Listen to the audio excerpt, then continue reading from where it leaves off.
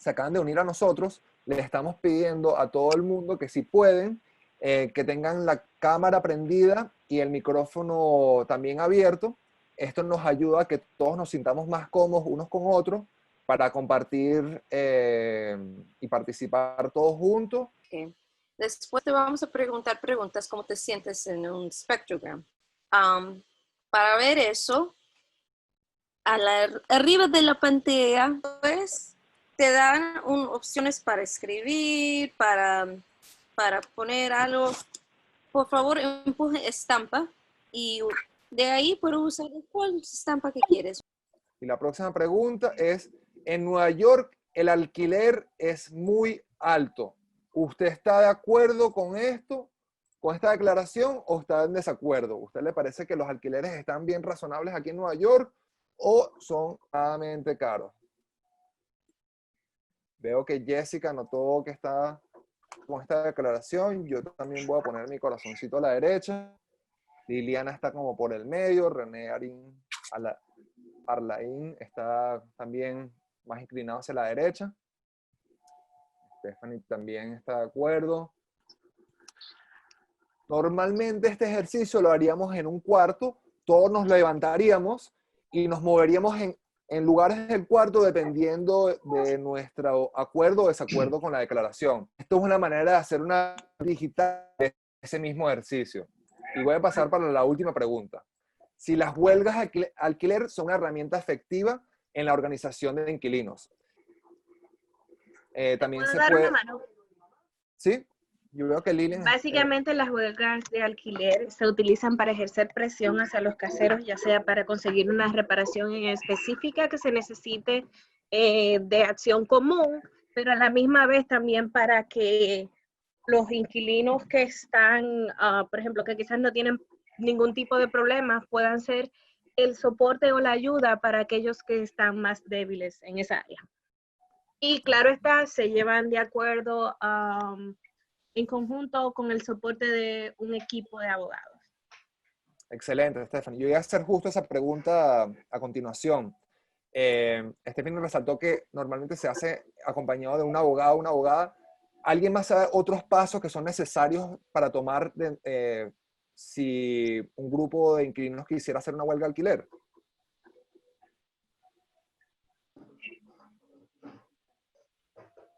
Stephanie. Básicamente lo primero que debes de hacer, o el primer paso sería enviar una notificación por escrito a tu casero donde le dejas informar que a partir de tal fecha cuáles son las demandas, una carta escrita donde diga estas son las necesidades que tenemos, necesitamos que se cumplan hasta X periodo de tiempo, pueden ser 10 días, puede ser 21 días, puede ser 30 días, y como respuesta a esto también en esa misma carta podemos agregar, además de nuestras demandas, si no se llevan a cabo, cuáles serían las repercusiones que vamos a tener en contra de que él no haga nada. En este caso sería una huelga de renta, podemos poner una huelga de renta, y así sucesivamente. Exactamente. Lilian, yo creo que Lilian quiere decir algo. Sí, creo que para hacer una huelga de renta efectiva debe de, como decía Stephanie, completarse un proceso.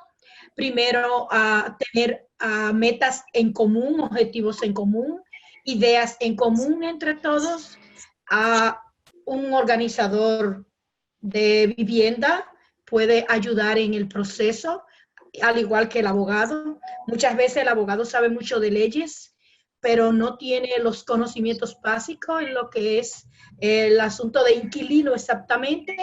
Y creo que en conjunto, lo primero que deben de tener es una base sólida de las demandas que tienen para que sea efectiva esa herramienta.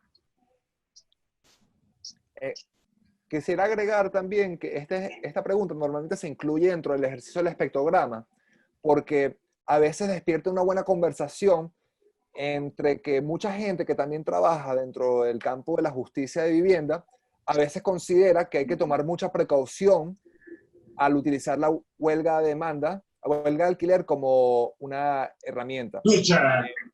vamos a ver en distintos periodos cómo se ha ganado el derecho para el alquiler de huelga como algo legal, pero también cómo se ha utilizado los caseros, maneras de hacer que cada vez esta herramienta sea más riesgosa. Hay cierta gente que corre el riesgo de ser desalojada si no se hace de una manera correcta y adecuada. Es una medida que inclusive nosotros que trabajamos día a día en la Corte de Vivienda ayudando a la gente con sus casos, vemos que tiene que ser tomada con mucha precaución. Y este tipo de preguntas nos ayuda a que distintas personas que trabajan en el medio podamos discutir sobre las complejidades de cada una de estas herramientas. Aquí, los recursos de la historia del movimiento de inquilinos. ¿Puede empujar eso, por favor? Y te llegaras aquí. Reconocimiento de tierras. Vamos a ir aquí de Native Land, pero sí en español, ok. Ok, empujamos eso. Y este es el documento abierto que les contaba, que pueden agregar otros vínculos que les pueden parecer útiles a sus participantes. Vamos a ir al mapa. Puedes poner cuál ciudad en el mundo, pero hoy vamos a poner Nueva York. Y aquí llegamos al Lenape. Pero si quiere ver, el Lenape aquí está abajo de Brooklyn, un poco en Manhattan. Pero si quiere ver que la tierra del Lenape fue muy grande.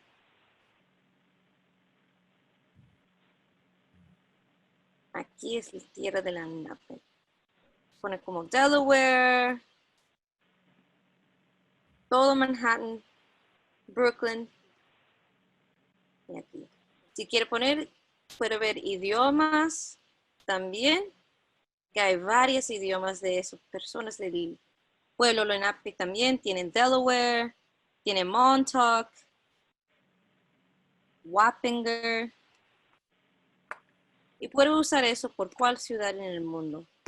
Y es muy importante para ver de quién es el pueblo que tenía esta tierra antes que los europeos vinieron aquí y empezaron con Manhattan, empezaron con Nueva York.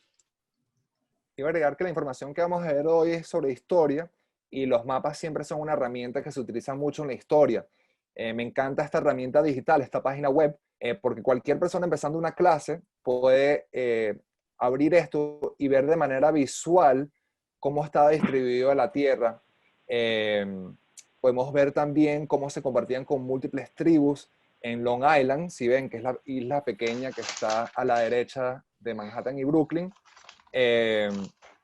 Y esta herramienta ayuda mucho porque, hablando del tema de historia, el reconocimiento es una práctica que implementa cada vez más al inicio de reuniones públicas, ayudar a contrarrestar la narrativa que borra la participación de los pueblos aborígenes y nativos en cualquier historia.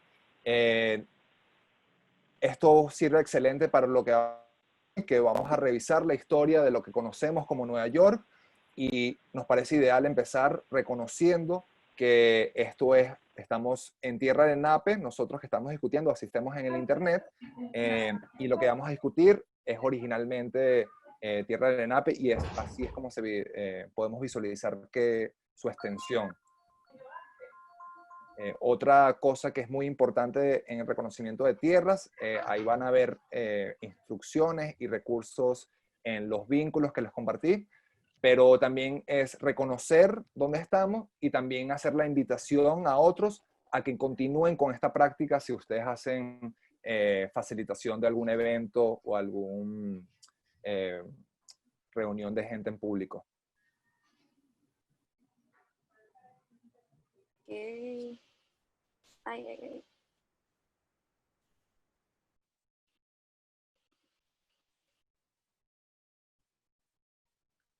En el tema de las herramientas compartidas, vamos a ir también, si vemos el documento que compartimos, y estoy viendo aquí que hay unas cuantas gente conectada ya en el documento, ¿Cómo clico acá?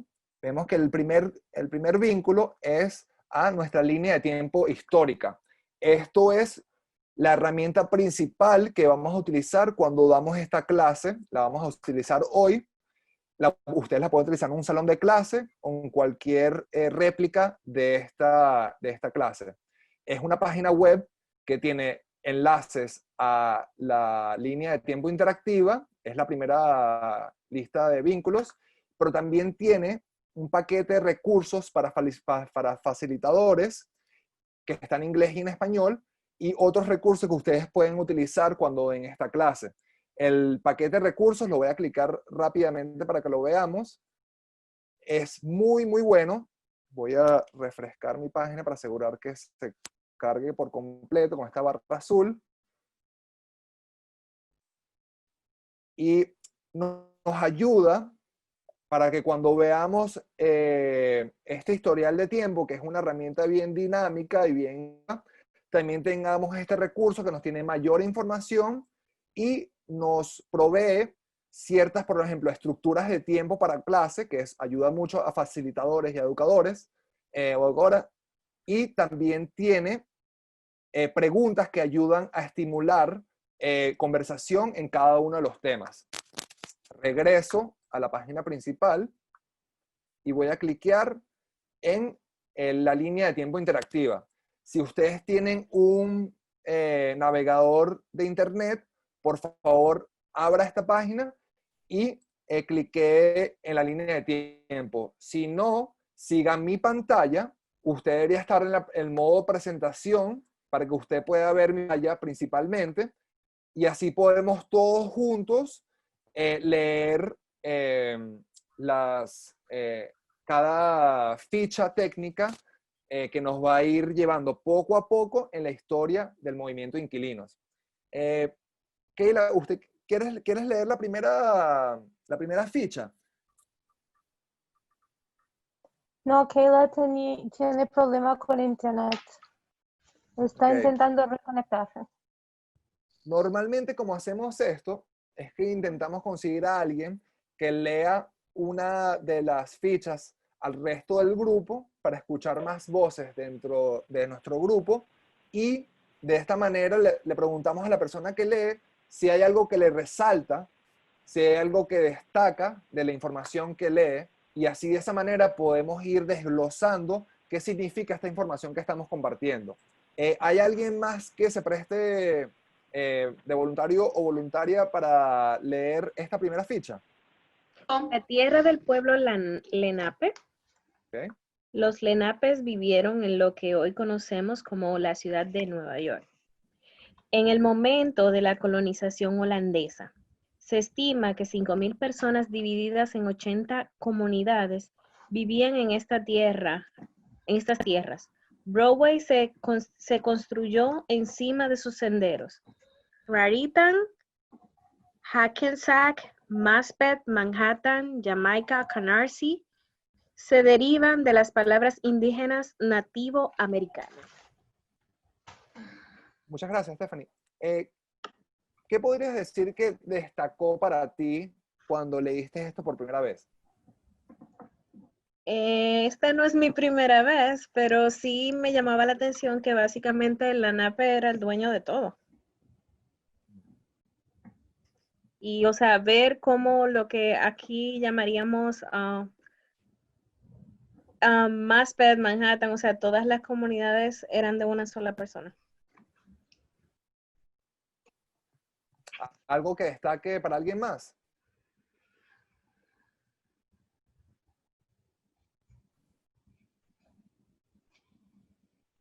A mí siempre me destacó mucho el hecho que muchas de estas palabras, mucha gente no sabe que tiene origen nativoamericano.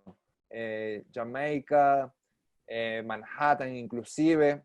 Ahorita no me acuerdo muy bien, pero creo que es un poco distinto la palabra en origen, pero todas vienen de su origen, y que la presencia de esta historia está mucho más visible de lo que nosotros nos imaginamos, y que como está muchas veces erradicada para resaltar el hecho de que en realidad es indígena.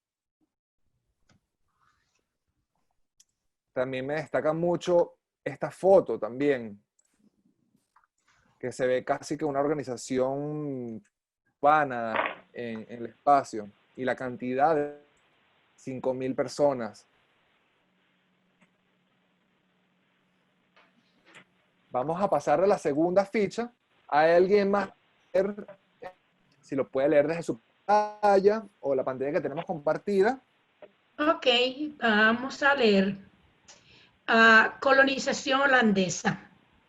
En 1609, Henry Hudson navegó un barco en la compañía de Dutch East India Company. Él escribió sobre la inmensa población de castores y unos años después, los holandeses vinieron a establecer colonias para el comercio. No veo completa la información. Para 1626. Se había establecido fuera de Ámsterdam 30 casas y una cantaduría. La Dutch West India Company fue la primera en traer esclavos africanos a New Amsterdam. Fueron forzados a talar bosques, a abrir caminos y hacer otros trabajos pesados, así como construir el muro en la calle Wall para proteger a los holandeses de los ataques de los Lenape. En 1645, después de años de guerra, inclusive la guerra de Clef y la masacre de Pavonia, los holandeses firmaron un acuerdo de paz con las naciones nativoamericanas, comprando a Manhattan por $24.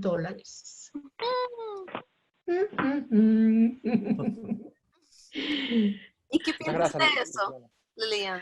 ¿Qué piensas de eso? Mira, de eso pienso en infinidad de conceptos diferentes. En primer lugar, me llama mucho la atención la primera compañía de venta de esclavos. Para mí es un poquito, ¿verdad? Y lo de que Manhattan por $24, la verdad, las uniones de nativo americana, me llama mucho la atención esos dos criterios que se tocan ahí.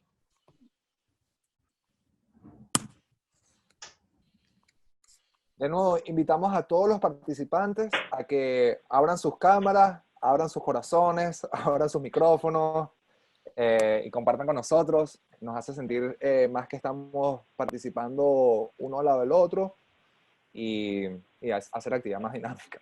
¿Quién quiere leer el próximo? ¿O hay algo más que destaque de esta ficha para alguien?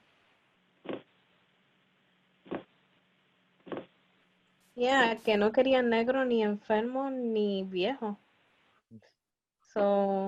Interesante el hecho de la trata negrera en ese sentido. Sí, yo tenía también una noción, o sea, no habiendo nacido en este país y conociendo un poco la historia ahorita, como una noción de que en Nueva York no había tanta esclavitud y que la esclavitud de los Estados Unidos era más en el sur de los Estados Unidos. Y leyendo un poco esta historia, uno se da cuenta cómo esta concesión de tierras está relacionada con el trabajo de esclavitud y cómo eso estaba permitiendo la primera acumulación de riqueza. Quiero destacar también que aquí cuando dice calle Wall, se refiere a Wall Street. Entonces la calle que nosotros conocemos como Wall Street era una calle, un muro para dividir y proteger, entre comillas, a este nuevo Fort Amsterdam. Nosotros compartimos en los documentos compartidos más información de los Lenape, pero también más información sobre la temprana acumulación de riqueza asociada a la esclavitud. Les recomiendo ver estos recursos porque ciertas cosas que resaltan de la información que leemos aquí, por ejemplo, la masacre de Pavonia, yo no sabía que era eso. Busqué un poco en Google y conseguí un poquito más de información que me da muchos recursos a entender qué tan violento era esta historia que llevó a este tratado de comprar Manhattan por $24.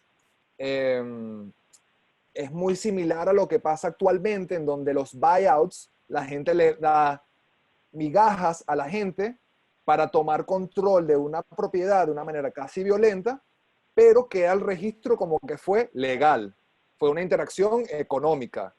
Y de muchas veces esa legalización de la violencia es lo que permite los sistemas de injusticias que tenemos hasta el día de hoy. Sí.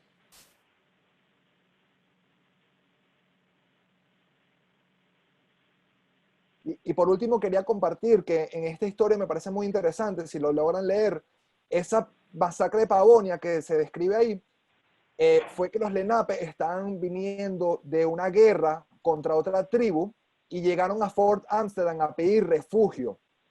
Y la gente de Fort Amsterdam les negaron el refugio, una situación muy similar a lo que vivimos hoy en los Estados Unidos con los inmigrantes y los refugiados, inclusive la idea de The Wall, de Build the Wall, ya la vemos aquí. Y esa falta de humanidad que esta gente le mostró a estos refugiados de guerra, le creó una indignación a todos los pueblos de las tribus adyacentes y todas se unieron a atacar a New Amsterdam. Casi la borraron del mapa y tuvieron que contratar a mercenarios ingleses para hacer represalias y empezar una campaña violenta que fue lo que llevó casi de manera forzada a tener que llegar con el acuerdo de paz de los $24. Wow. Los paralelismos de la historia son muy interesantes. O diríamos de la conveniencia del más rico o mayor poder económico. Sí, como esas mismas estructuras se replican. O han Exactamente. sido las mismas. Ok, ¿quién quiere leer esto?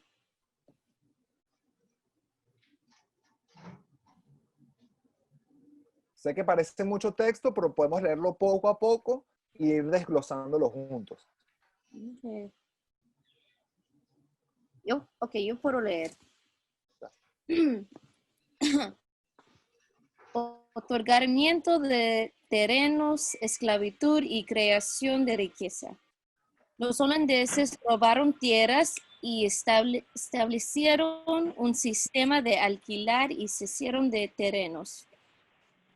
Concedieron terrenos cerca del agua a colonos como los Chelseas, Murrays, Fordhams y Morrisanians, quienes estaban involucrados en las industrias de puertos y envíos. Otorgaron lotes en el pueblo para vivienda y pequeños lotes de terrenos a comerciantes, artesanos, iglesias, dueños de tabernas y oficiales de empresas, y se dieron lotes grandes para que la gente se estableciera en el norte, arriba de la calle 14, en su mayoría a los inversionistas de campañas como Peter Stuyvesant. Okay. ¿Qué más?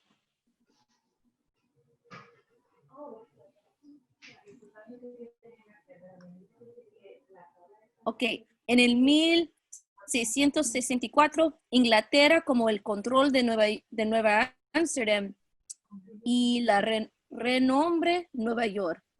La población era de unos cuantos miles, compuesta en su mayoría por holandeses, ingleses, escoceses, galiceses y africanos libres y esclavidos. Los ingleses continuaron el sistema holandés de alquilar de terrenos. También siguieron trayendo esclavos de África y el Caribe. Para el 1703, 42% de los hogares tenían esclavos, haciendo la población de esclavos en Nueva York la segunda más alta luego del Charleston, Carolina del Norte. En el 1700, la población Lenape era como 200. ¡Wow! En 1779 se pasaron leyes para paulatinamente, ¿qué es eso? Paulatinamente, lentamente.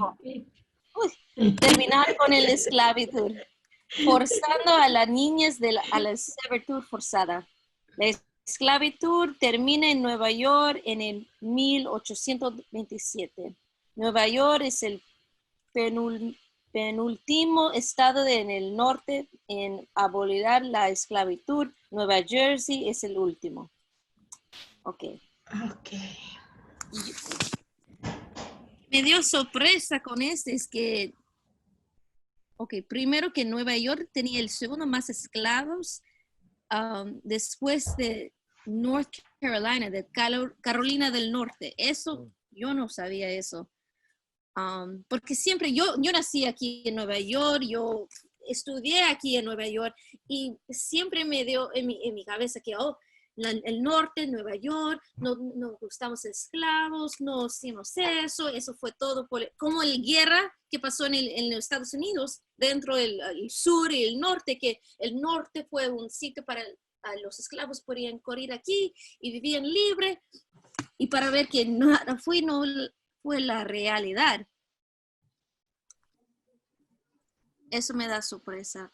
¿Y qué más? El segundo que me da sorpresa es que cómo se mataron en la nave, que se llegaron fue casi, creo que dijo, 5,000 personas antes que vinieron los europeos, hasta el 200 en el 1700.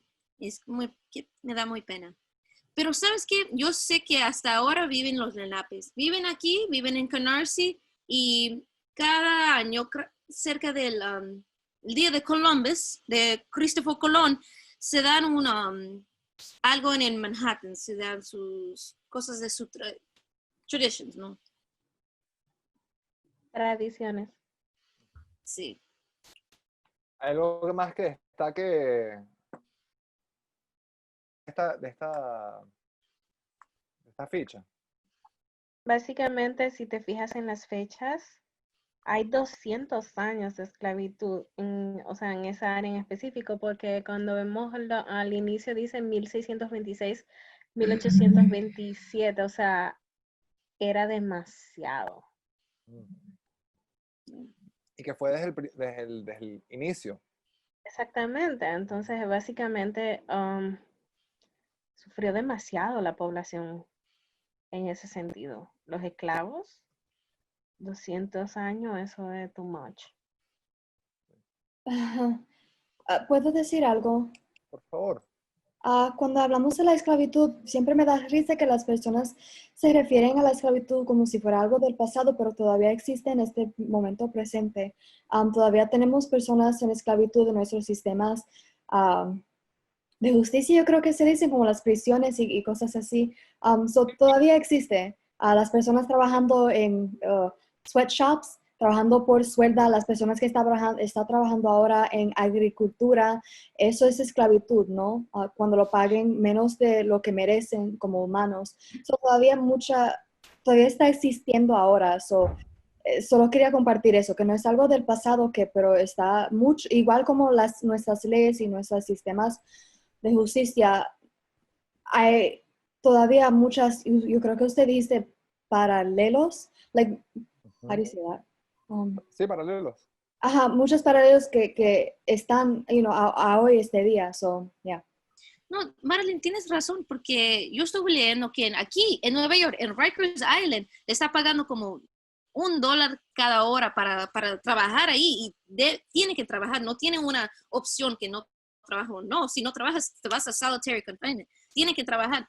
Sí, tienes razón que la esclavitud sí existe hasta todavía. La única cosa que me sorprendió de este párrafo es que, igual como usted dijiste, nosotros pensamos, especialmente los que nacimos aquí, nos criamos en Nueva York, pensamos que Nueva York específicamente y el norte tiene una historia, bueno, en nuestra mente tiene una historia, sin como no sé cómo decirlo, lo voy a decir en inglés, perdóname que en español. Sí, por favor. It's like we're free of injustices, right? No, ¿Cómo se traduce eso? Como no que libre estamos Libre de libres. justicia o libre en justicia. Libre de justicia y como usted dice, que éramos un refugio, pero de lo que estoy leyendo ahora, nosotros tenemos centuries, like años y años de injusticia y y eso me sorprende mucho que tenemos, I don't know, tenemos esto in our conscious as a state, as a collective. No sé cómo decirlo. No, y queríamos también aclarar al principio que este curso es en español, pero también en Spanglish, y por favor que la gente se sienta cómoda expresándose, como mejor se sienta cómoda, que entendamos, y la idea es que podamos hablar de lo más posible. Sí, el español se siente fácil para, por ejemplo, para mí, que es mi lengua principal hasta hace unos años, pero realmente sí vemos que hay palabras difíciles. No se preocupen que yo le ayudo, como paulatinamente. Es difícil. Paulatinamente. Paulatinamente. Ok. Quiero agregar también a lo de Marilyn que es muy interesante ver estos slides, porque nos damos cuenta que también esa ilusión que tenemos de este país y este sistema económico, que es de cierta manera como que justo y balanceado, y si tú it pulled you up by your bootstraps, ¿sabes? Como que todos tenemos la misma oportunidad y depende de cada uno fracasar o tener triunfar. éxito en el sistema. Y cuando vemos estos tipos de información histórica, nos damos cuenta que la riqueza principal de los nombres que reconocemos, ahorita no me acuerdo de ninguno, pero los nombres de las calles que reconocemos, Chelsea, Morrison, son de gente que hizo su riqueza inicial por, uno, robar tierras, romper tratados con la gente nativa del lugar, y segunda, por crear la mayoría de su riqueza con trabajo de esclavitud y haciendo profit de la esclavitud, haciendo sistemas de seguros. En Nueva York capaz no tenía muchas plantaciones de algodón, pero tenía las compañías de seguro y los bancos que financiaban todo eso. Y entonces nos damos cuenta que esa idea de que, no, bueno, había una cierta gente que era rica, esa acumulación de ser dueños de tierra y de ser dueños de capital vino de una manera muy violenta y sigue siendo de esa misma manera hasta el día de hoy. ¿Alguien quisiera leer la próxima? Yo creo que ese capaz nos lo podemos saltar y podemos ir directo al primer movimiento. Déjame asegurar que no haya nada muy importante. Otra cosa que es importante destacar de las últimas fichas es que nos deja saber que el sistema inclusive de propiedad sobre la tierra es algo impuesto por la colonización. Los Lenapes creían que la tierra era compartida, que la comunidad era dueña de la tierra, y este sistema de una persona ser dueño de un pedazo de tierra es una imposición que antes no estaba en esta tierra.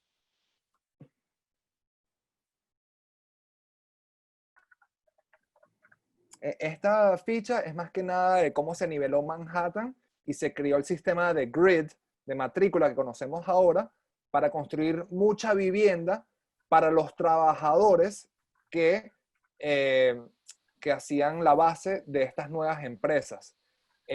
Había muchos sistemas en donde la gente se le daba tierra para trabajarla, pero no era dueños de esa tierra. Muy parecido al sistema de alquiler que tenemos actualmente.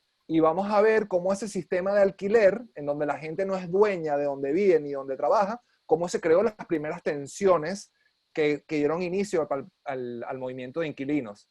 Para leer esta ficha de 1839 hasta el 59. Las luchas por la vivienda evolucionaron a partir de las luchas por las tierras. Los arrendatarios agrícolas fueron desalojados de sus terrenos y su manera de subsistir. Más de 300,000 arrendatarios agrícolas en 2 millones de acres de latifundios en el valle de Hudson. exigieron titulaciones de las tierras que ocupaban a través del movimiento anti-alquiler, formaron bandos armados para resistir los desahucios y demandaron a los propietarios e hicieron cabildeo en la legislatura por más de 20 años. Me gustaría resaltar de aquí, no sé si en español la mayoría de ustedes conocen el término cabildeo, lo que en inglés lo conocemos como lobby. O sea, me sorprende ver que realmente no hemos cambiado en nada, porque tristemente la historia se repite, con sus altas y sus bajas, pero seguimos en lo mismo hasta que no nos propongamos hacer un cambio o dejar una huella a través de la historia. Sí, a mí me llamó mucho la atención dos términos, cabildeo, en los países de América Latina, eso es el pan nuestro de cada día. En mi país, República Dominicana, y me llamó mucho la atención lo de cómo comenzó el latifundio, y la historia del Valle Hudson es la misma que en mi país, cómo la gente se apropiaba por ciertos poderes en alguna forma de las tierras y se fueron quedando la mayoría de los terrenos y las zonas en manos de un grupo de personas que eran los que tenían más acceso a conseguir cosas a través del poder.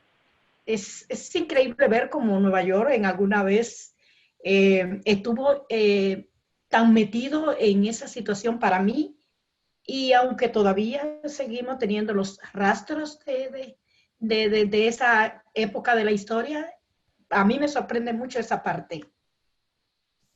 Y ver que ese tipo de robo es el que provoca ahora lo que es el título de propiedad. O sea, no existía porque pertenecía a la tierra a una familia por generación y generación, pero para podérsela robar, supuestamente bajo la ley, entonces fue que crearon los títulos de tierra. Estoy de acuerdo con eso. También vamos a ver mucho cuando veamos las siguientes fichas y todo el paneo de la historia del movimiento de inquilinos, cómo uno va a notar una cierta tensión entre la reforma y la revolución. Es decir, en muchos de estos momentos estamos luchando contra situaciones que son de vida o muerte, que tienen que ver con un derecho humano, que es el derecho de la vivienda. Muchas veces el movimiento ha tenido que hacer concesiones, es decir, ok, nosotros tenemos esta lista de demandas y nos vamos a satisfacer con que nos cumplan estas demandas base y nos olvidamos de estas ciertas otras demandas para poder seguir el movimiento adelante. El problema, y lo que lo vamos a notar, es cómo ese modelo de cambio muchas veces deja el sistema idéntico, y aquí lo estamos viendo 200 años antes, las mismas relaciones con respecto a las tensiones de propiedad, de derechos humanos, llegan hasta el punto en donde esta gente tiene que hacer bandos armados y resistir violentamente los desalojos. Aquí los llaman desahucios, pero creo que una palabra más común es desalojo. Eso no es algo que vemos muy común hoy en día. Llega el Marshall y nosotros nos hemos acostumbrado de que eso es simplemente algo que sucede hoy en día. No es algo tan común ver resistencia de desalojo, pero vamos a ver en la historia cómo esas medidas, a veces vistas como extremas, se requieren porque lo que se está pidiendo es un cambio drástico a un sistema que no nos está satisfaciendo.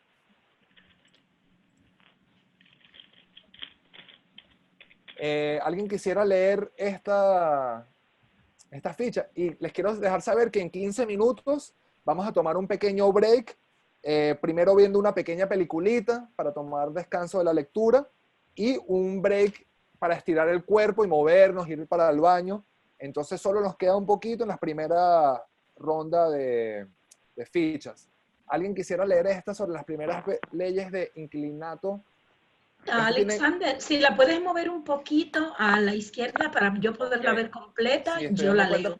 Porque seguro usted tiene otras pantallas que lo cubren, ¿no? Porque se me ocurre. Ok, ahí sí la puedo leer completa. Okay, gracias. Ok, De nada. 1867-1901.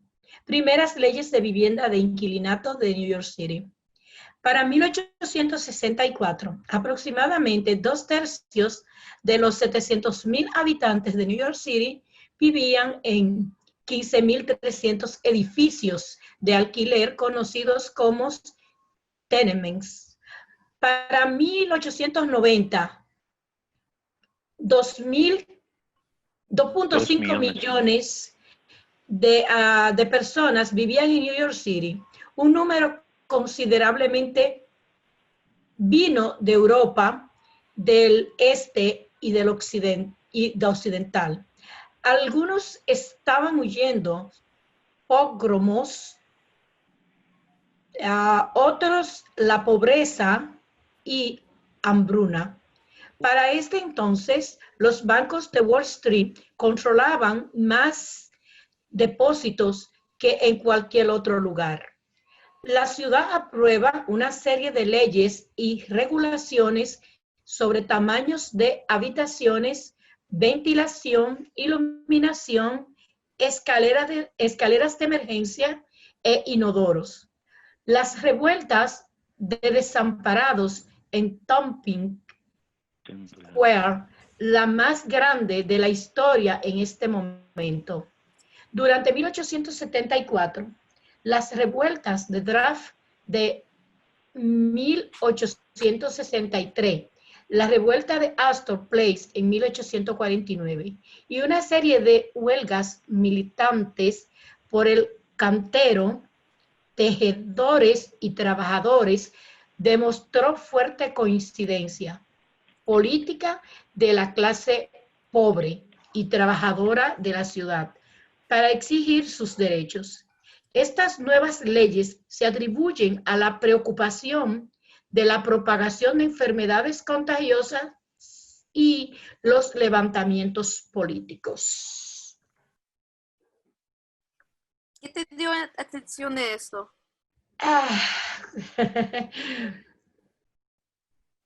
El origen para esas primeras leyes me llama mucho la atención.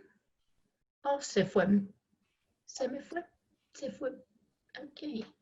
Disculpa. No hay problema. Yo puedo explicar que los pogromas... Sí, ahí va. Hay algunos términos que no lo conozco como pogromos. Yo tampoco. Los pogromos fue leyes en el Europa del Oeste que estaban en contra de los judíos y se dijeron para como matar a los judíos, para atacar a los judíos, que no podían ir a sus templos, a sus iglesias. Fue muy difícil por los judíos. Fue en como Ucrania, Rusia, Bielorrusia y Polonia. Y por eso bastantes judíos, antes de la revolución de Rusia, vinieron aquí en los Estados Unidos. Se llamaban los pogromos. Ok, es como una revolución religiosa o algo así. O huyéndole a una persecución religiosa. Yo tengo una definición de Wikipedia que dice saqueo, matanzas de gente indefensa, especialmente judíos, llevado a cabo por una multitud. O sea, tú sabes que antes la gente, antes no, en esa época los judíos eran perseguidos y matados por los alemanes, creo. Y entonces básicamente donde quiera que lo encontraban, lo linchaban. Ok. Que va de acuerdo con lo que ella, la definición que ella te dio. O sea, todo era en contra de ellos. Ahora entiendo. Y entonces dice que ok, no, la base es para las primeras leyes es, me llama un poco la atención porque creo que una vez fui a los tenements en Manhattan y hicimos una caminata por unos buildings bastante viejos y creo que si poca cosa tenían era ventilación. Eso me llama un poco la atención. Las bases en las que se hicieron las leyes eran situaciones casi se ven como extremas. A mí me resaltó el hecho de que parte se haya atribuido por las enfermedades contagiosas, tomando en cuenta lo que está pasando ahorita, como nos damos cuenta que la salud es un bien social. Estamos bien todos, no estamos bien ninguno. Y como eso tiene mucho que ver con la vivienda, y lo vamos a discutir al final de la clase con respecto a lo que está pasando ahorita con el coronavirus. Pero sí, también cosas que nos damos cuenta que las más mínimas condiciones dignas de vivienda, que haya una poceta funcionante, que haya ventilación, que la gente no se enferme simplemente porque tan cheap construyó las viviendas, cuyo único objetivo es darle vivienda a los trabajadores con las mínimas condiciones para que continúen trabajando. Y como si no hay lucha para exigir esas cosas básicas de vivienda que ahorita tomamos por sentado, ni siquiera eso tendríamos. Tuvieron que esperar a toda esa miseria para poderlo aprobar. ¿Alguien ha visitado el Museo de Tenements? Yo fui. ¿Sí? ¿Y te gustaría? Yo lo visité y se sienten fuerte. Yo me sentía, mirándolo como visitante, me sentía como apretada en un lugar. Sí, yo los visité. ¿Pero visitaste todos los pisos o visitaste un piso en específico? No, visité del 1 al 3, creo que fue, y vimos las letrinas atrás, y vimos varios apartamentos como estaban uno siguiente del otro, algunas cosas que tienen ahí como guardada, la historia de algunos de los trabajadores que vivieron ahí. Súper interesante. Sí, para quien no sepa, ¿alguien me puede explicar qué es el Tenement Museum para los demás participantes? Básicamente cuenta la historia, es un museo donde está gráfico y físico de cómo vivía la gente en esa época, sobre todo, es increíble, pero estaba lleno de irlandeses, o sea, la ciudad de Nueva York básicamente estaba llena de irlandeses y cuenta la historia de los inquilinos de esa época, te muestra objetos de la época, te muestra cómo vivía la gente y te explica cómo se hacían los pagos. Hay una réplica, yo no diría una réplica, exactamente como vivía la gente en esa época, los utensilios tanto de cocina, camas, todo lo que te puedes imaginar que hay en una casa de esa época está ahí. Y o sea, hay lugares donde no puedes caminar porque la estructura es de la época y está débil. Wow. Muy interesante. Para educadores que estén en esta llamada, esto también es una herramienta interactiva muy buena. Si usted está dando este curso, capaz en unas cuantas series, y usted quiere tomar un field trip, una visita guiada con su grupo, este es un recurso muy bueno. Seguro se puede conseguir descuentos para ir como grupo y tiene una experiencia directa de la historia, y creo que ver eso directamente de frente, uno se puede tan solo imaginar qué tan infrahumanas eran las condiciones de vivienda en ese momento. Sí, mi maestro me llevó cuando yo tenía 13 años. Fuimos ahí y comíamos el knishes de los judíos que vivían ahí también. También me destaca esto que estoy resaltando, que en ese momento que había esta gran crisis de pobreza, también era el momento que Wall Street controlaba más depósitos que cualquier otro lugar del mundo. De nuevo, esta gran disparidad de riqueza, que es algo que también está pasando actualmente en los Estados Unidos, en donde tenemos un wealth disparity, como se le dice acá, una gran contraste entre o sea, los momentos de pobreza no son momentos de pobreza para todo el mundo. Los momentos de pobreza pueden ser unos momentos de alta riqueza para ciertos.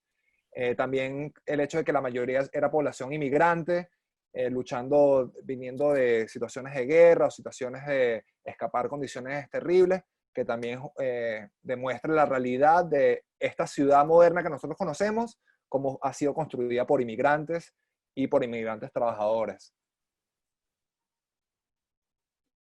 ¿Quién quiere leer esto?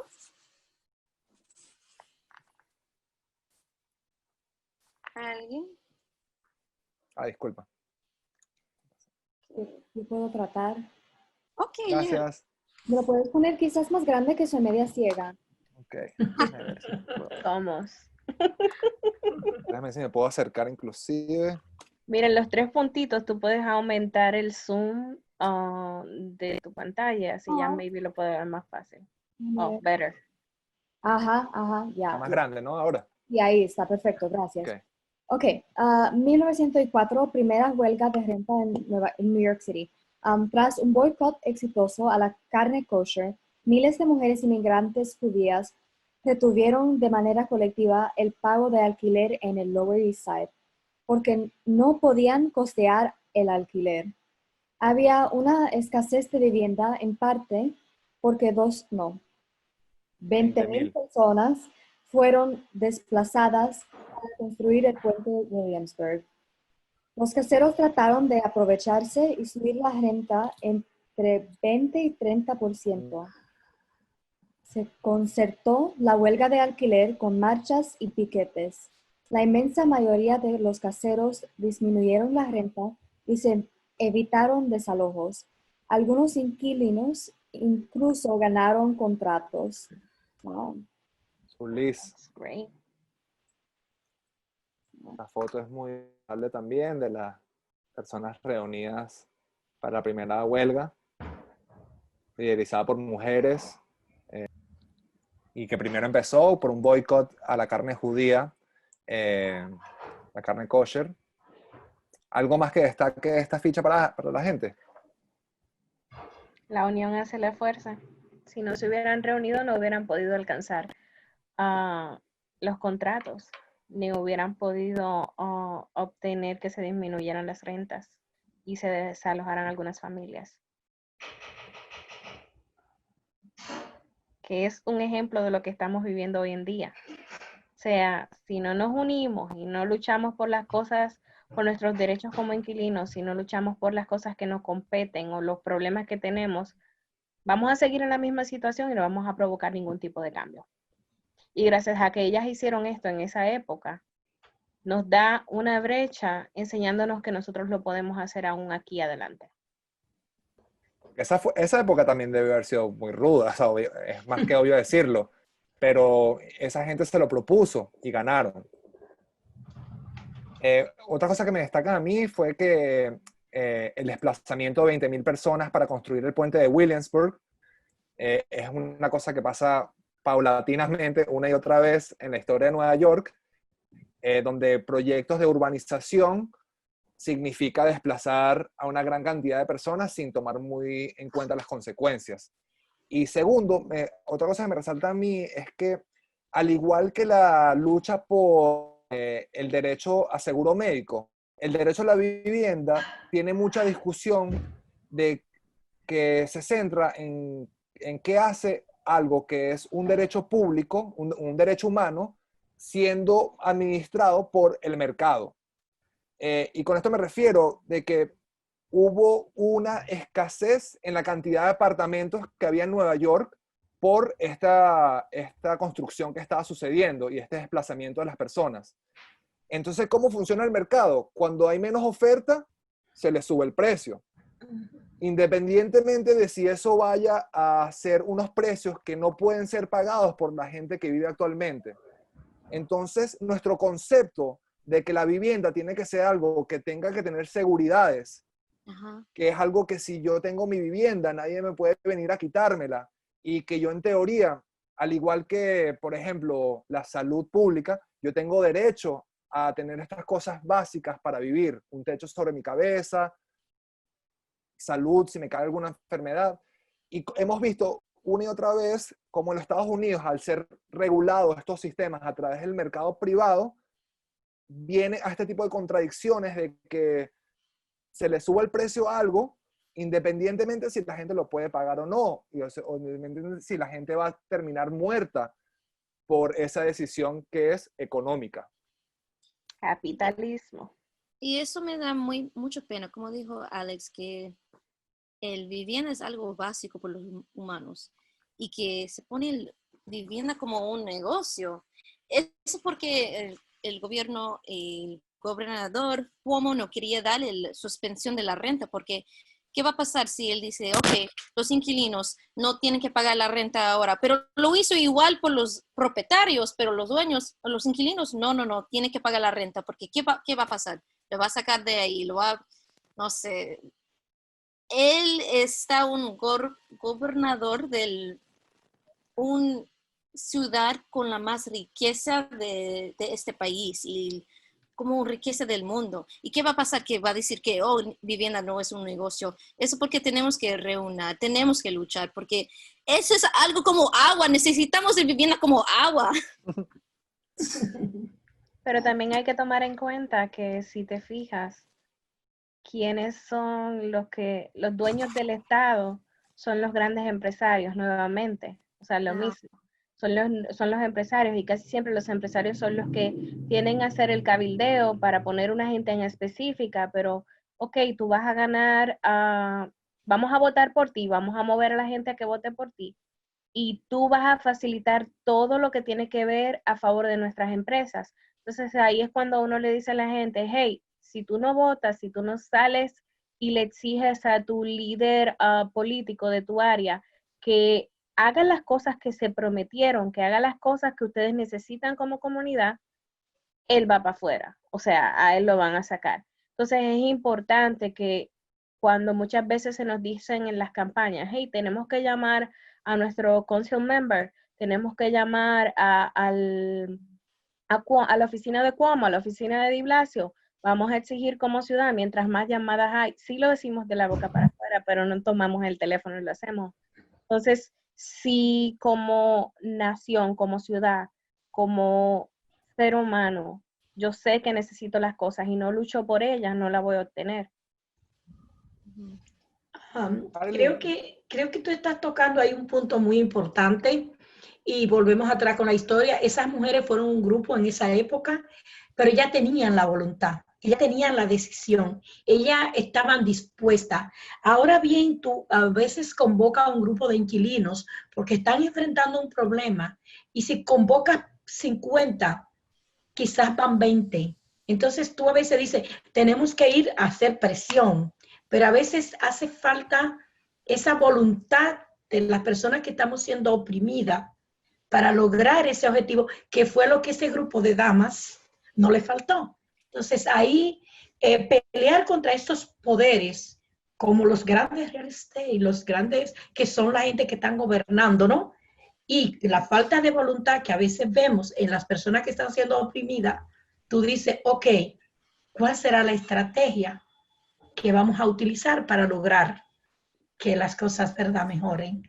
Esa creo que es la tarea que tenemos las personas que estamos trabajando con inquilinos. Marilyn, yo vi que querías participar. ¿Tienes algo que agregar? Sí, pero es fuera de lo que, de la conversación o de los comentarios que hicieron. Solo quería notar, yo creo que es una teoría que se llama demonizar los pobres. No sé si se traduce igualito al español, pero, o sea, quería decir que sí, lo que está pasando yo creo que es más grande de nuestros sistemas políticas y justicias, ¿verdad? Es una mentalidad, ¿verdad? Que muchos tenemos hasta nosotros que somos pobres, que, nosotros merecemos estos, ¿verdad? Que nosotros, porque somos vagos, porque somos tal y tal cosa, no merecemos tener un hogar con un baño que funciona, con agua caliente, con todas esas cosas. Yo creo que sí, tenemos que pelear, tenemos que luchar, tenemos que, hacer todas esas cosas, pero también, siempre estar al contra de ese tipo de mentalidad. Solo quería notar eso también. También. Me parece algo muy importante de tomar en cuenta que eso, estamos luchando porque Es el chip que tú misma mencionabas ahorita de la esclavitud. Actualmente somos esclavos. La diferencia es que ahora nuestra esclavitud no se cambia por comida, se cambia por un porcentaje de horas de trabajo, pero en realidad, si tú miras el sistema es el mismo. No tenemos control sobre nosotros mismos inconscientemente. Y eso tú lo puedes ver físicamente en la educación. Un niño de una escuela en cierto vecindario que viene siendo ya lo que es la segregación, recibe una tablet por estar en ese lugar.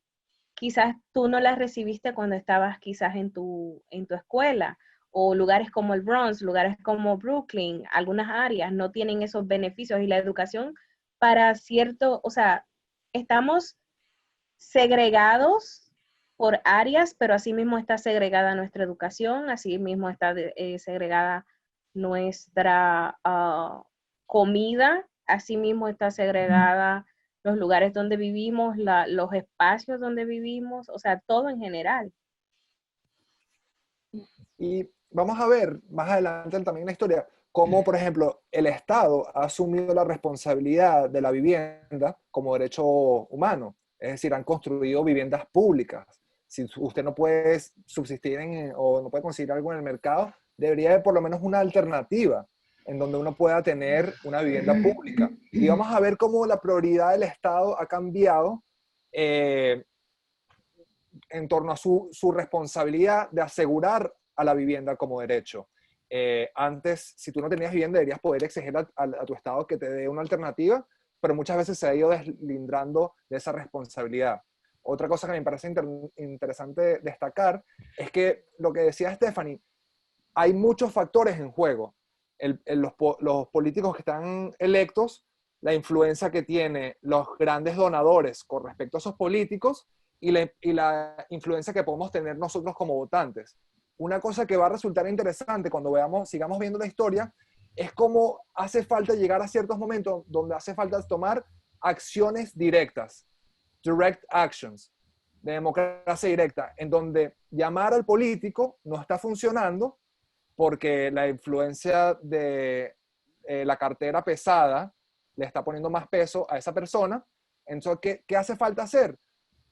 Tomar acciones creativas en donde se muestre el gran poder del poder colectivo. En este caso fue una huelga contra la carne, una huelga de alquiler, protestas públicas, y vamos a ver en la historia cómo hace falta distintas estrategias para afectar esa matriz de poder entre los intereses públicos y los intereses privados y los intereses políticos.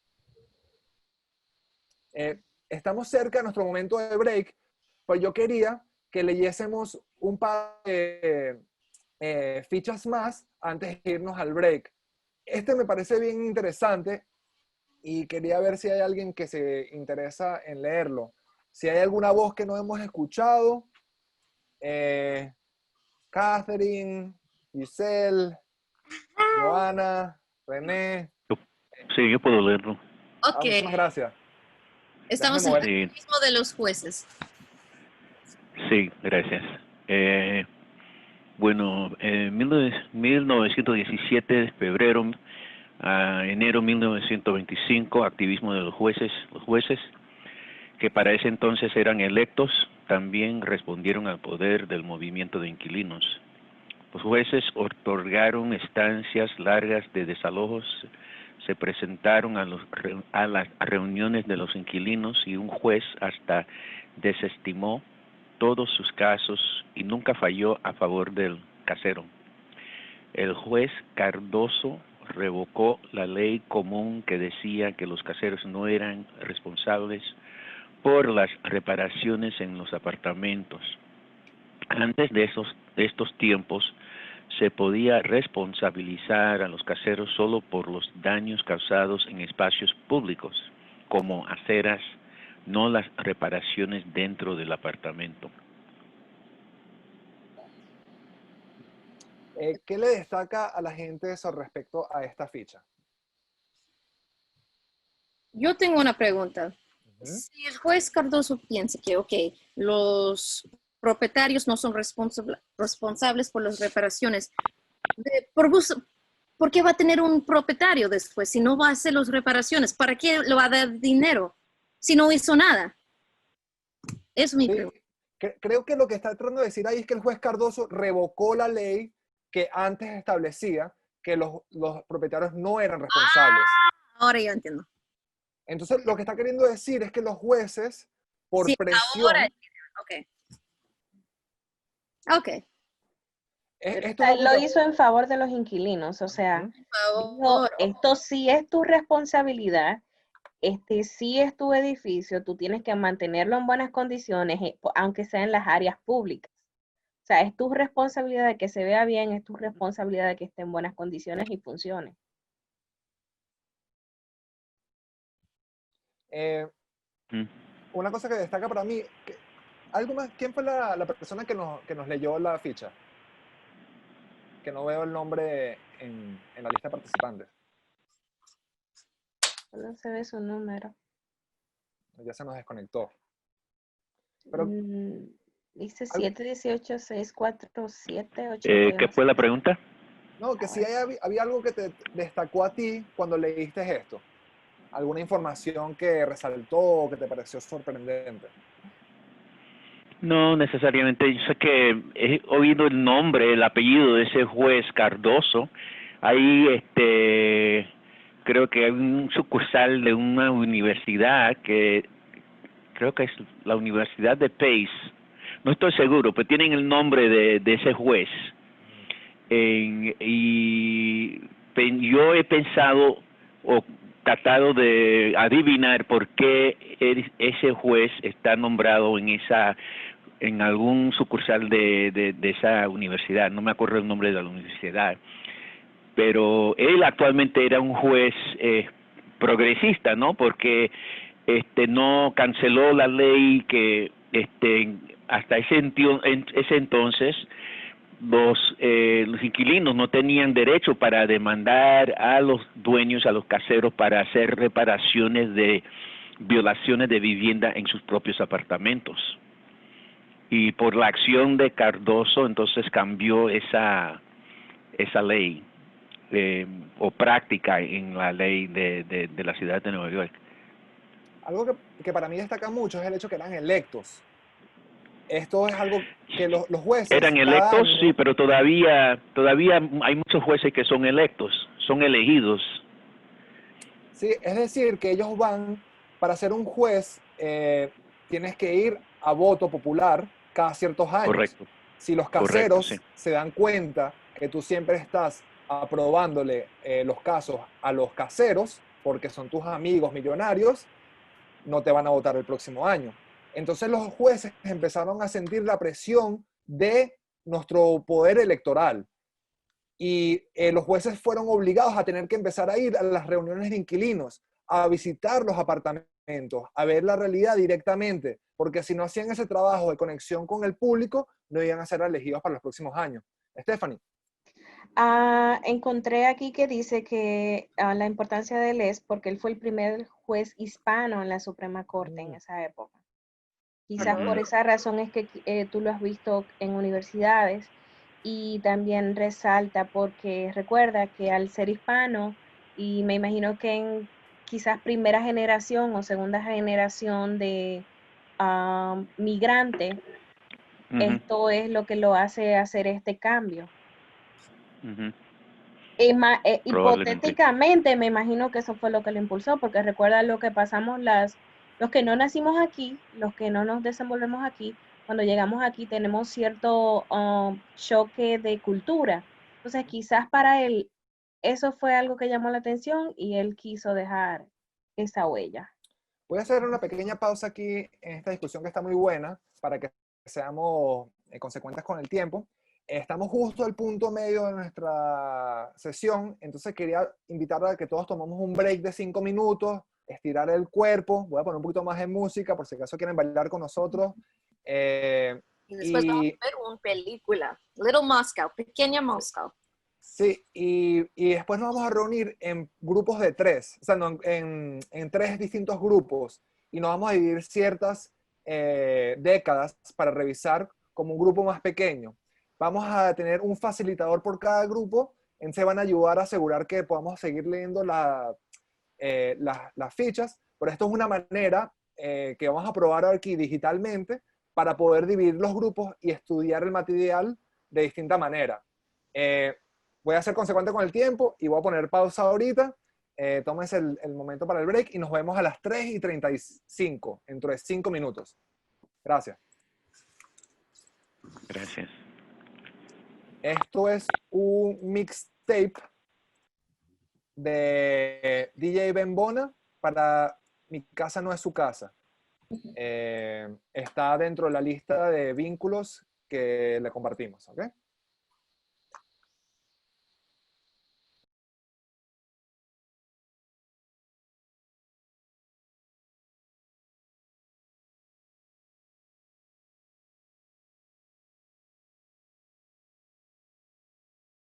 Vamos ahora, mientras la gente se va, ¿sabe? Joining us back poco a poco, vamos a ver un video todos juntos.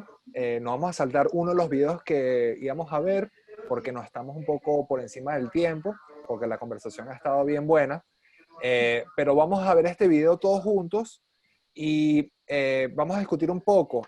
Tiene que ver con respecto a los años 30 y eso va a ser una de las primeras décadas que vamos a empezar a discutir cuando regresamos de ver la película juntos.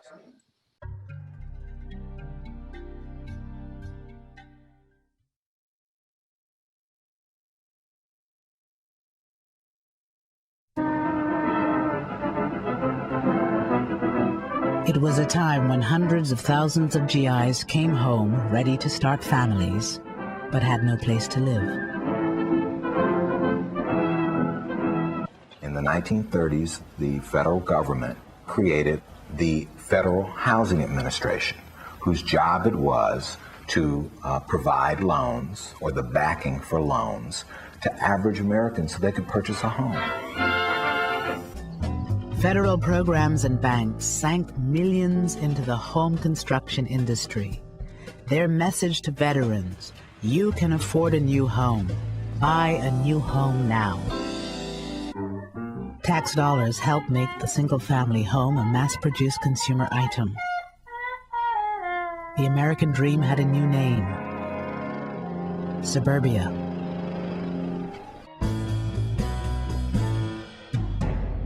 We came to Levittown and we found the model house, and we walked in and we looked around, and of course, in the eyes of a young man who was raised in the ghetto, so to speak, it was an interesting experience, interesting lifestyle, seeing all the new modern conveniences, very fascinating. Eugene Burnett came home with almost 1 million other black GIs. They had fought for the country in segregated ranks. They returned hoping for equality and the American dream. For many, that dream was a new home for little money down and some of the easiest credit terms in history. I went up to the salesman. We're interested in your home. We're interested in buying one. And what is the procedure? Is there an application to be filled out? So forth. So he looked at me, looked around, and he said to me, he says, listen, it's not me, but the owners of this development have not as yet decided to sell these homes to Negroes. The FHA underwriters warned that the presence of even 1 or 2 non-white families could undermine real estate values in the new suburbs. These government guidelines were widely adopted by private industry. Race had long played a role in local real estate practices. Starting in the 1930s, government officials institutionalized a national appraisal system where race was as much a factor in real estate assessment as the condition of the property. Using this scheme, federal investigators evaluated 239 cities across the country for financial risk. So that those communities that were all white, suburban, and far away from minority areas, they received the highest rating, and that was the color green. Those communities that were all minority or in the process of changing, they got the lowest rating, and the color red. They were redlined. As a consequence, most of the mortgages went to suburbanizing America, and it suburbanized it racially. As homes in white communities appreciated in value, the net worth of these white families grew. For most non-white families who stayed in urban neighborhoods, the housing market open to them in the 50s and 60s was largely a rental market. You don't gain equity by paying rent. Where one's family lives in America is not just a matter of taste and preference. You have the issue of housing and wealth. The majority of Americans hold most of their wealth in the form of home equity. So that's their nest egg. That's how they can finance the education of their offspring. That's how they can sort of save up for retirement. It's their savings bank, right? They're living in their savings bank. My family, like a lot of families, was in Detroit struggling to buy a house. You had a dual housing market, one white, one black. A housing market with one with a lot of demand, another housing market with very little demand. My father lives in the house that I grew up in. The house today, 5-bedroom house, is worth about $20,000. That same house bought in the suburbs would be worth today about $320,000. So whites moving to the suburb were being subsidized in the accumulation of wealth, while blacks were being divested. And these were public policy decisions in which, on one hand, people were given access to property, given title, and subsequently wealth, and on another hand, where people were not given access to property, did not generate wealth, and did not generate the kind of opportunity for the next generation.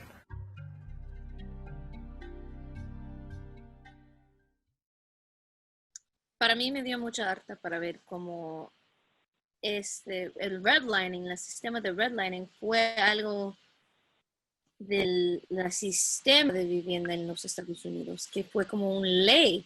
Y por la culpa que este gobierno le deje industrias privadas hacer cual cosa si quiere sin regulación, sin alguien metiendo que ese no está bueno, que ese no está justo, que haces eso, que me dio mucha harta, nada más.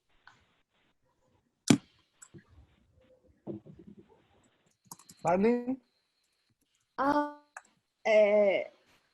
Quiero notar la importancia que el racismo tiene que ver con nuestros problemas que tenemos de vivienda. La mayoría de lo que ese video habló tuvo que hacer con la raza de una persona. Yeah.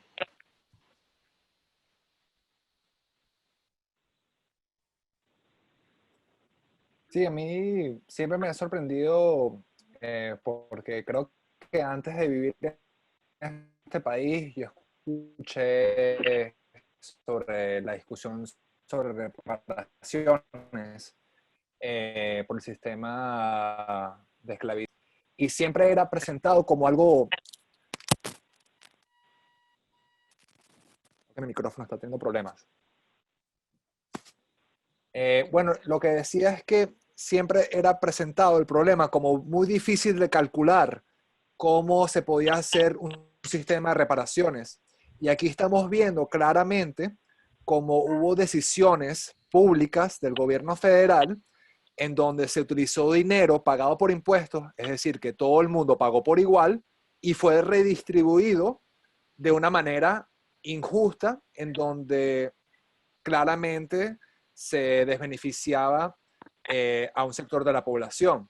En cualquier otro contexto, eso sería llamado una estafa, a con. Y en cualquier otro sistema creo que también habría maneras de calcular cuánto dinero ha sido removido de una comunidad por ese engaño. También me recuerda lo que hablábamos antes sobre ese mito de que todos tenemos la oportunidad justa y por igual.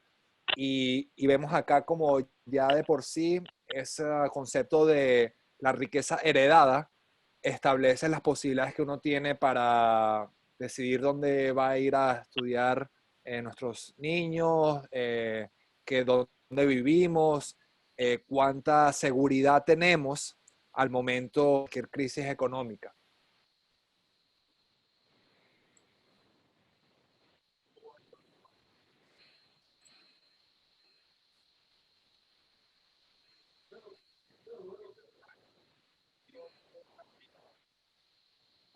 Otra cosa que vamos a ver, y lo vamos a ver más adelante también, es que esta situación crea que, por ejemplo, en una ciudad como Nueva York, la mayoría seamos personas que alquilemos, porque aquí, al ser una ciudad que era mayoritaria afroamericana e hispana, se le negó la posibilidad de comprar.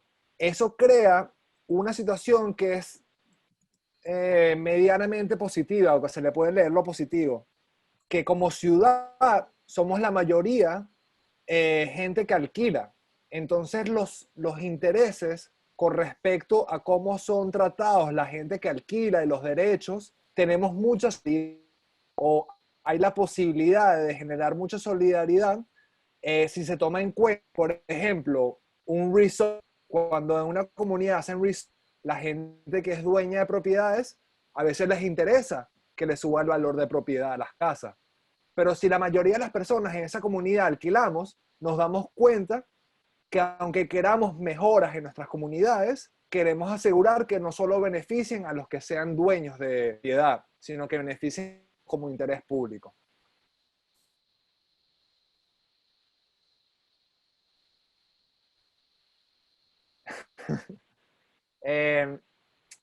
Ahora, a menos que alguien más participar, Joana, Giselle, alguien que no haya escuchado y que tenga algo que comentar con respecto a este video o la experiencia de redlining. Yo estuve viendo que este video es aún más largo. Hay una versión de 25 minutos. Creo que puede ser bueno mirarlo después del training.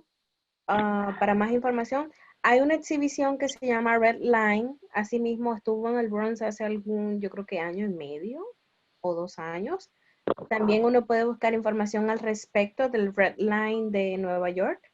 Es básicamente la misma segregación y puede tener una idea más amplia de cómo fueron reorganizados los condados por clase económica y por raza.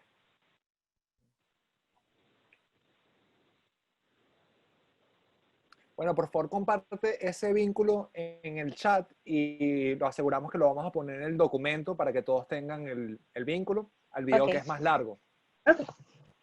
En realidad es una herramienta muy buena para tener, si usted tiene un grupo de estudiantes, conocer la historia. Esta es muy importante también porque es muy reciente. Uno se imagina, no, cuáles son los efectos de la segregación racial en los Estados Unidos, y se imagina años atrás, pero en 1930 ni siquiera han pasado 100 años, ni siquiera una generación ni 2 generaciones después. Los efectos de la desproporción de riqueza, nosotros somos tan solo los nietos de esa decisión pública.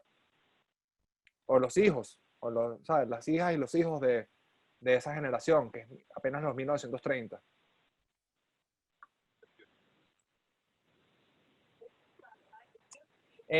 Les recordamos a todos que si pueden prender sus cámaras, ahora vamos a hacer una pequeña actividad en grupos de 3 grupos distintos. Voy a abrir los breakout rooms y la idea es que en el pequeño grupo discutamos ciertas décadas. El primer grupo va a ir desde 1930 a 1960, el segundo de los 70 a los 90 y el último desde el 2000 hasta el presente. El fenómeno de COVID y coronavirus y cómo eso está afectando al movimiento de lucha por vivienda. Nos vamos a dividir en 3 grupos. Si tiene un pequeño de dificultad cuando nos vayamos a los grupos, no se preocupe, que va a haber un facilitador que va a entrar y va a ayudar a entender el breakout room, ¿ok?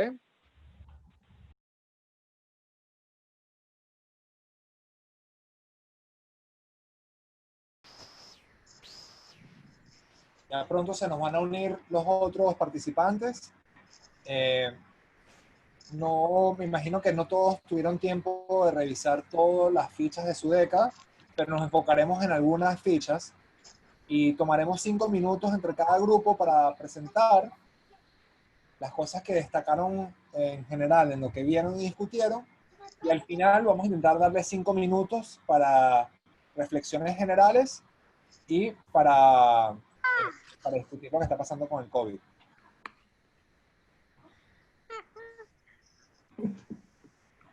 Bueno, Keila, lo que estamos hablando como grupo es que vamos a presentar cada grupo 5 minutos para que nos dé unos cuantos minutos al final para poder concluir todo el tema.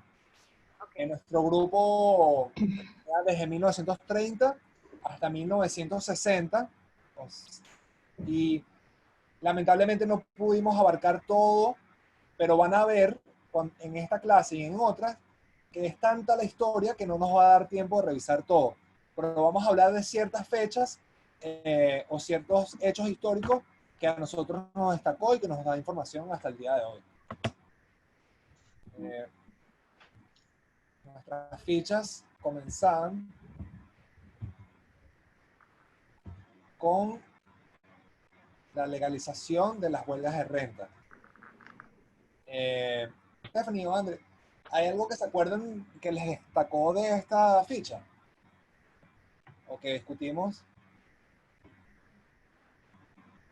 Básicamente, esta se hacía legales las huelgas de renta y favorecía aquellas viviendas o aquellas personas que vivían en viviendas múltiples, quiere decir, personas que vivían en apartamentos o caseros que tenían muchos edificios grandes, no tanto a los caseros que eran menores o pequeños. Se podría decir un casero pequeño de 1 o 2 unidades. ¿Por qué razón? Porque ya aquel casero que tenía más de, vamos a decir, un edificio grande, 40 unidades, por poner un ejemplo, este casero ya no lo tenía como, oh, me estoy ayudando para pagar el mortgage, no, sino que lo veía como una manera lucrativa y era más un negocio en esa época. Y al tener nuevas leyes, eso favorecía a la masa, a los inquilinos en general, porque había más controles.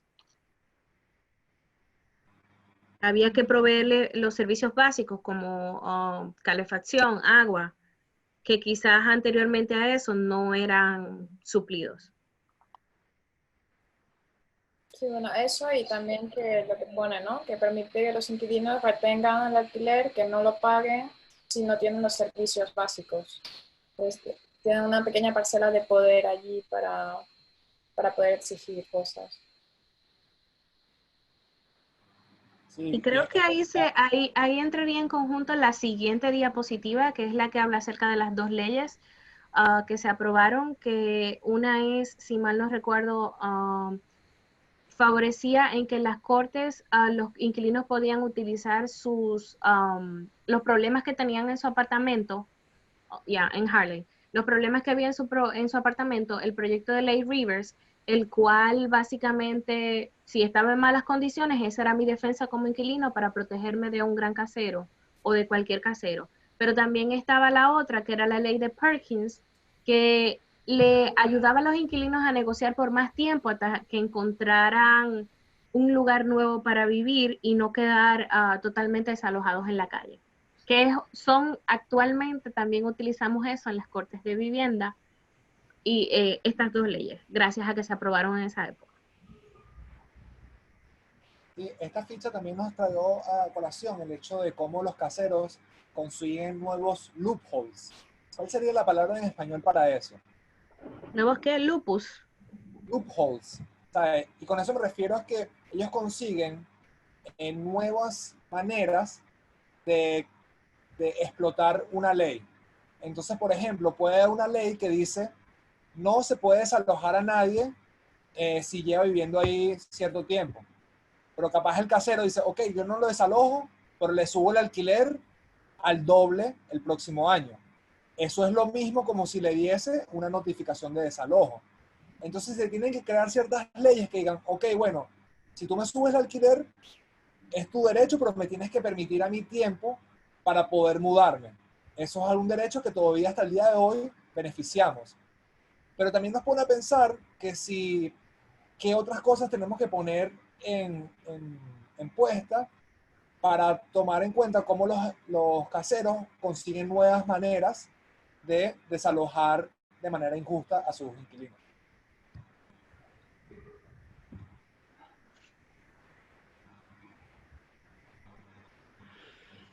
Nosotros tomamos mucho tiempo en nuestra reunión para hablar de nuestras experiencias personales.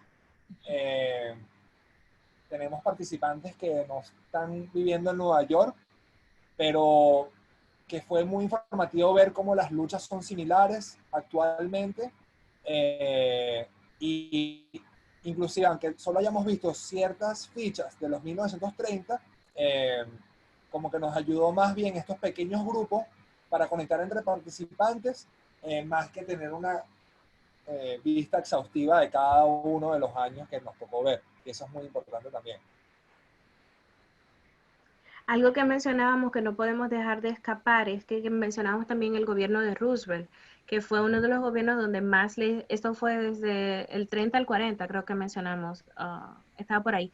La idea fundamental que vimos en esta ficha es, y lo relacionamos a Roosevelt, fue porque en esa época se hicieron más leyes, se aprobaron más cosas a favor de los inquilinos, tanto como en el área de salud, como en el área de vivienda y derechos de los trabajadores. Gracias por la búsqueda de la definición, Catherine. Loophole alternative, means of escape, way out. Entonces, por ejemplo,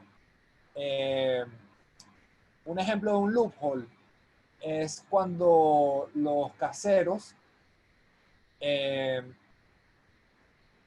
pensar un ejemplo bueno. Kayla, ¿a ti se te ocurre algún ejemplo de un landlord loophole?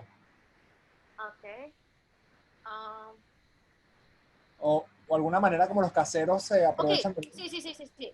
Ok, si un propietario tiene un apartamento con la renta estabilizada y es muy difícil para subir la renta, es muy difícil cuando quieres desalojar a los inquilinos, no puede ser cualquier cosa que quieres.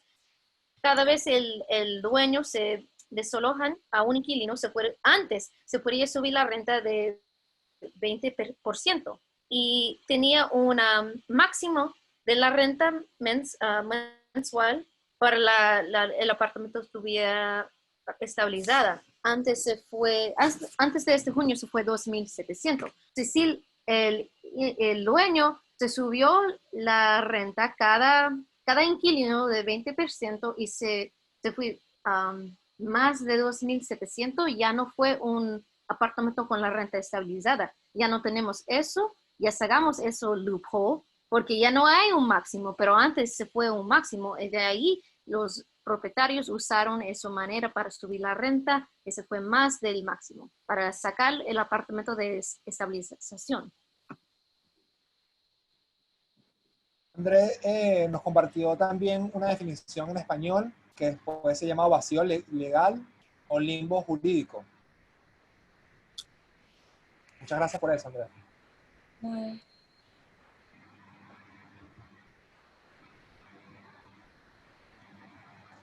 Y lo que decía Kayla es un buen ejemplo.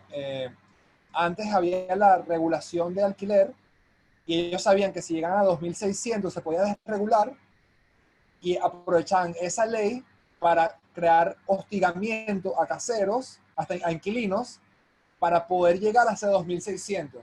Hasta que nosotros en el movimiento de lucha de inquilinos no pudimos quitar esa ley de los 2.600, el hostigamiento seguía repitiéndose.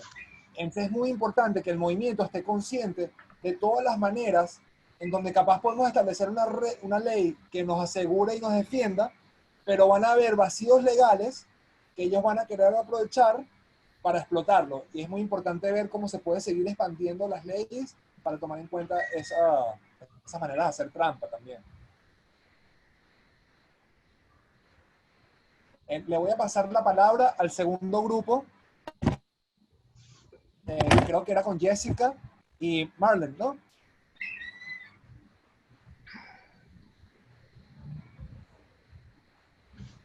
Nosotros tenemos los años 70. Ajá. Es la ¿Quieres próxima. compartir tu pantalla, Jessica? ¿O Espera. quieres que yo llegue a esos slides?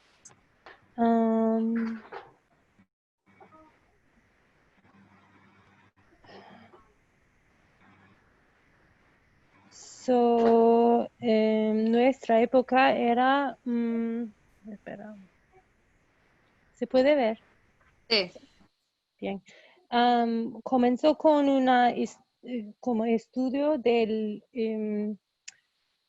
control de renta y que era como incorrecto, o quiere decir que la resulta era que es rent control que hace condiciones malas y la comunidad no quiso entender eso.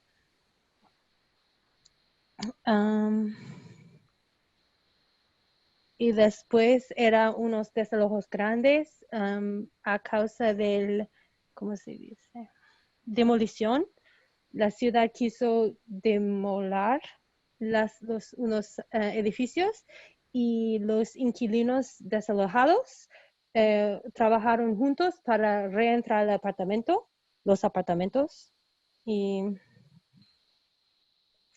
después la creación de la Corte de Viviendas, que al principio era para hacer más fácil para exigir reparaciones para los inquilinos, y ahora es cosa completamente diferente.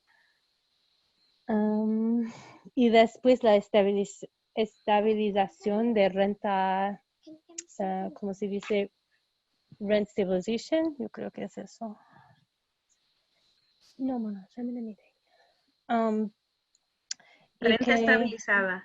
Ya, eso antes había rent control y ahora en 1974 rent stabilization, que controla la renta. Y lo que es interesante de esta parte es que la ley exigía un censo para ver si hay apartamentos vacantes.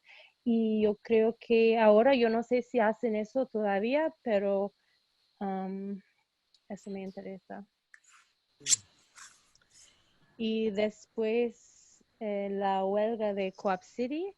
Y cuando estábamos hablando de eso, hemos decidido que sí es muy poderoso el rent strike, la huelga de renta, pero tiene que ser juntos y tiene que ser todos o casi todos los inquilinos, porque había 90% de los inquilinos que participaron y que dura 13 meses.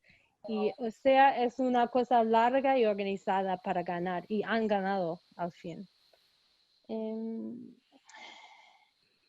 Y después los inquilinos estaban luchando contra los bancos que tenían sus prácticas. Hemos visto redlining y los inquilinos lucharon contra este tipo de práctica y han ganado todavía, otra vez. Y después derecho right to shelter, que lo interesante en este slide es que primero el derecho se extendió a los hombres y después a las mujeres y mucho más después a las familias, que nos parece un poco al revés, pero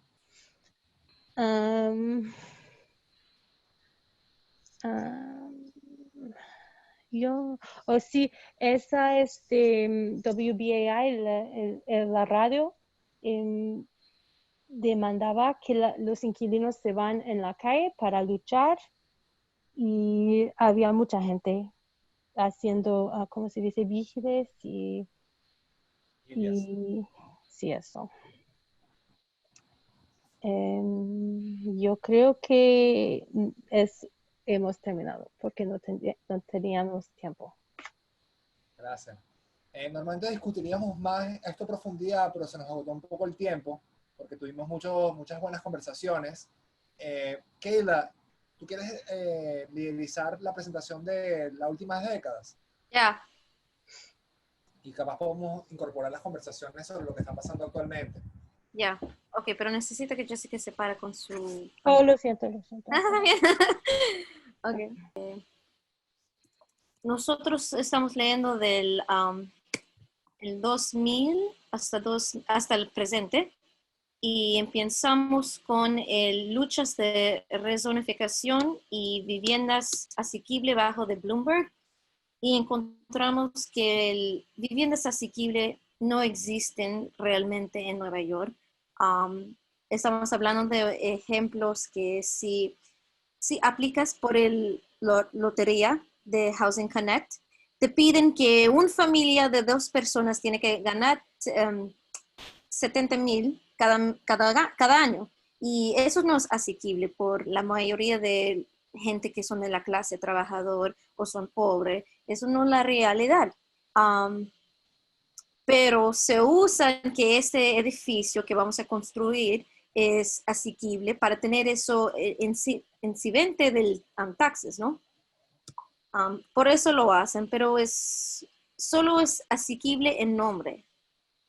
Y después no pudimos leer todo porque fue mucho y estamos hablando y viendo videos, pero aquí hablamos de cómo fue una lucha por 20 años para tener leyes que ponen una regulación sobre el plomo en el pintura y que fue muy tóxico por niños, pero eso no importaba el gobierno de Nueva York porque los inquilinos tenían que luchar por 20 años para tener un solo ley.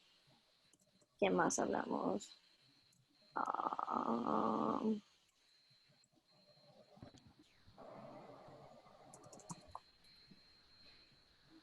Hablamos que la mayoría de los políticos de Nueva York no saben nada de la realidad de inquilinos o nada de la realidad de trabajadores aquí en Nueva York.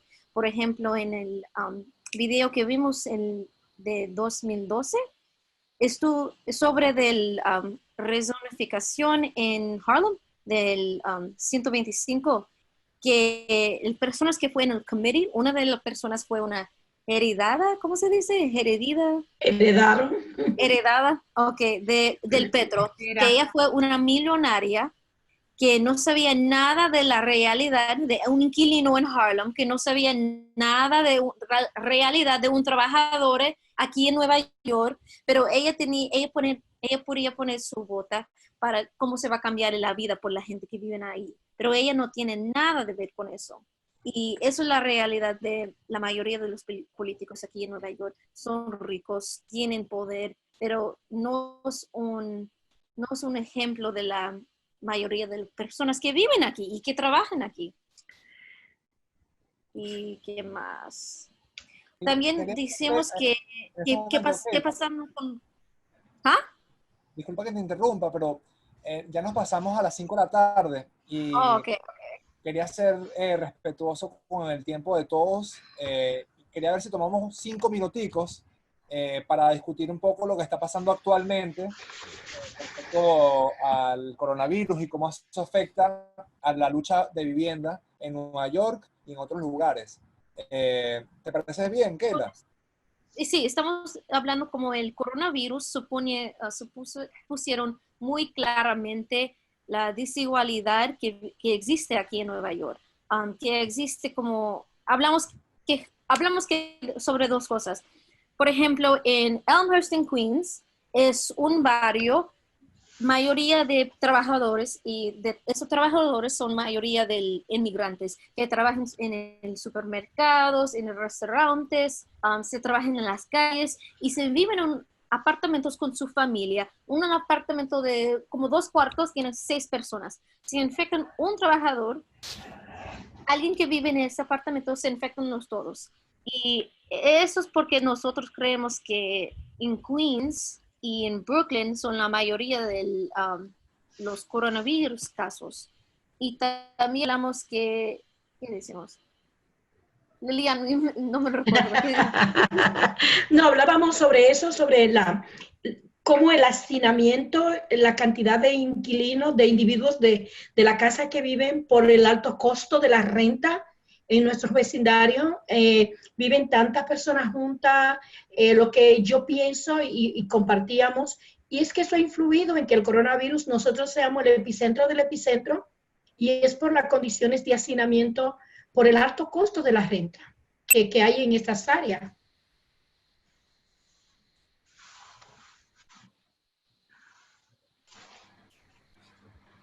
¿Puedo decir algo? Sí, por favor, Ana. Que esto me trae que justo ha salido un artículo ayer hoy, porque en Singapur, que era como el país, el caso estudiado como país modelo a la hora de controlar el COVID, ha vuelto a haber un repunte, han vuelto a entrar en cuarentena porque han vuelto todos los trabajadores que venían de fuera y justo también todos viven en pisos con un montón de personas hacinadas. Y entonces ha vuelto a dispararse otra vez el virus y ha retrocedido. Entonces, ¿cómo es importante las condiciones de vivienda, ¿no? O sea... Sí. Y también decimos que ni puede imaginar qué vamos a hacer cuando termine. No creo que va a terminar el coronavirus, pero cuando termine el cuarentena, ¿qué va a pasar con los inquilinos que no podía pagar la renta en abril o en mayo? ¿Qué va a pasar con los inquilinos que tenía casos antes? No podía imaginar la locura que va a ser la Corte de Vivienda y vivienda entero cuando termine el cuarentena. A mí me parece curioso como muchas de las fichas que vivimos en la historia tenían que ver en su momento con plagas, con situaciones de salud pública masivas.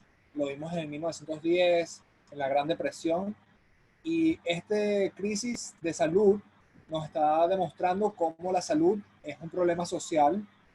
El hecho de que sea contagioso nos deja saber que la salud del otro depende de mi salud también, pero también nos demuestra que hay que en cualquier crisis económica las vulnerabilidades de nuestra seguridad de vivienda se ponen evidentes.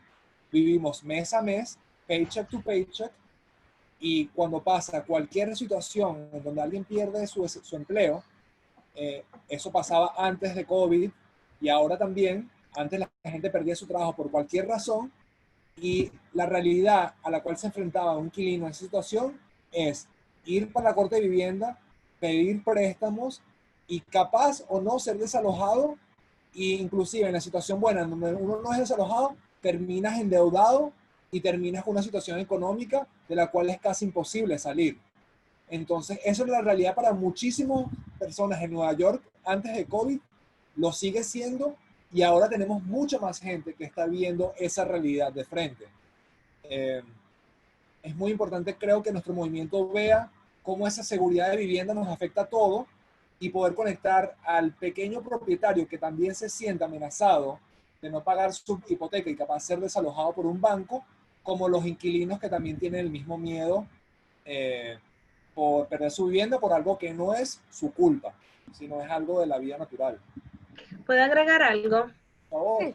Algo súper importante que olvidamos mencionar es que en 2017, a través de que los inquilinos se organizaron y pusieron todo su empeño y trataron de envolver más inquilinos, se aprobó la ley The Right to Counsel, el derecho a representación en las cortes de vivienda, y hay algunas áreas en la idea es que al 2022 todo el mundo en la ciudad de Nueva York tenga derecho a un abogado gratis en las cortes de vivienda. So, lo que nos lleva a ver actualmente es que gracias a que se unieron, alcanzaron ese derecho, ese nuevo derecho, y que si nos unimos ahora y luchamos todos o entramos todos a una huelga de renta, podemos obtener el beneficio de que sea completamente fructífera, en el sentido de que muchas personas que tienen reparaciones que no se han hecho actualmente puedan obtenerla, y asimismo crear la presión al Estado de que, hey, no tenemos cómo pagar la renta, hay que buscar una solución, hay que buscar un punto medio donde favorezca tanto a los inquilinos como a los caseros. Por último, quería compartir mi pantalla. Les quiero dar las gracias a todos los que participaron. Fue una conversación increíblemente fructífera. estamos hablando en nuestro grupo lo importante que es hacer espacio de habla español en el movimiento de inquilinos. Esperamos que nuestra organización haga más entrenamientos así en español para que nosotros nos podamos conectar y los inquilinos y los organizadores y organizadoras de inquilinos puedan tener un espacio donde puedan tener una mayor conexión con gente que se siente más cómoda hablando español. Y yo quiero decir que para la gente que quiere compartir este video que tenemos, ya lo grabé, todo lo que pasó en el segundo parte, o yo creo que todo el training, si quiere ver por el sitio en housingcourtanswers.org, lo puede ver ahí, lo pueden mándalo a sus amigos, a sus vecinos, por favor. Y si tienes una pregunta, nosotros tenemos una línea lunes a viernes a las 9 de la mañana hasta las 5 a 212-962-4795.